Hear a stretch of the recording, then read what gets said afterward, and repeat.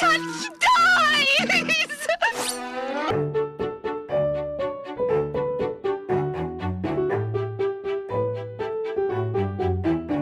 The Sin Eater's Daughter by Melinda Salisbury, a dark fairy tale romance about a young woman called Twyla. She is the embodiment of the deity Dauman, the balance of light and dark, creation and destruction. As Dauman embodied, she brings hope to the country, reminding them that the gods have not forgotten them. But she also brings death in a single touch. She is plucked from one destiny to become the next Sin Eater after her mother, to another, to marry the Prince Merrick and become an accepted child of the royal family. But this comes at a cost. Every month she must drink a mixture of deadly morning's bane and her own blood to prove she's still blessed by the gods, and to imbue her skin with poison, and with her deadly touch perform executions for the Queen. If Hamlet touches either of us, he's dead. Booyah! One day she is given a new guard who sees past her deadly gift. The two strike up a surprising friendship, which develops into something more as Twyla discovers disturbing truths about the royal family. First of all, I really love the blending of the genres in this. Dark fairy tale mixed with romance and mystery. It really worked for me, and was helped hugely by the setting of the castle with its temples and towers and dark rooms beneath. The garden of poisonous plants, the forest where they go hunting, the hall of glass, all excellent. And also the world building was brilliantly incorporated through songs, religion, fairy tales and history. You really got a sense for the country and the bloodthirsty nature of the nobility through the action and the dialogue, which I always appreciate. There were lots of lovely details about how the country is run and its relationship with other countries and trading goods and geography and stuff that just makes it feel real.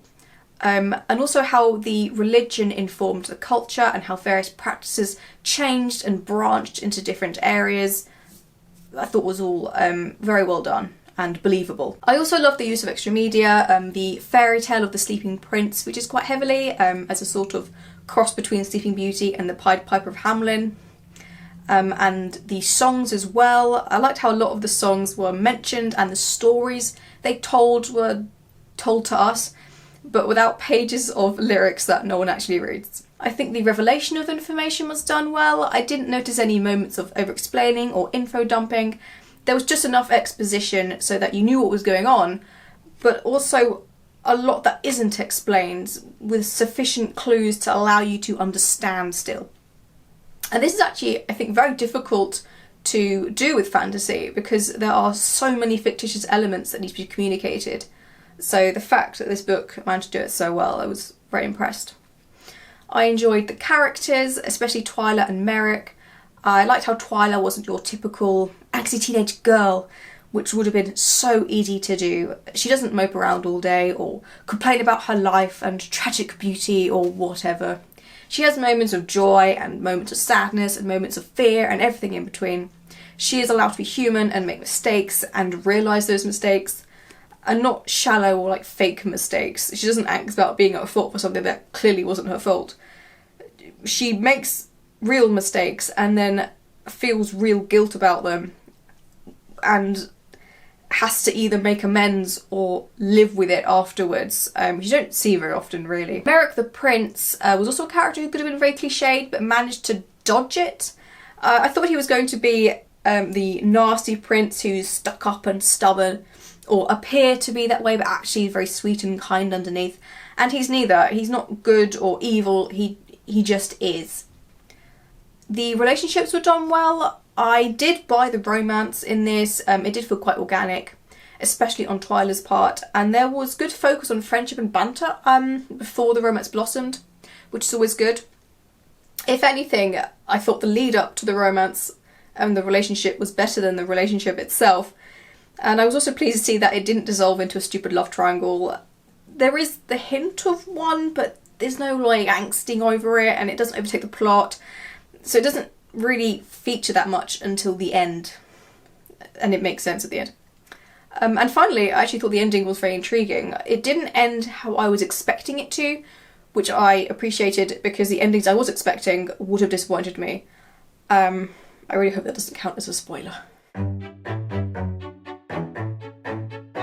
Unfortunately, there were a few issues. Firstly, and this isn't really an issue, but it still irked me, it was written in first person point of view and in the present tense, both of which I really don't like, and so together, I didn't get on with that.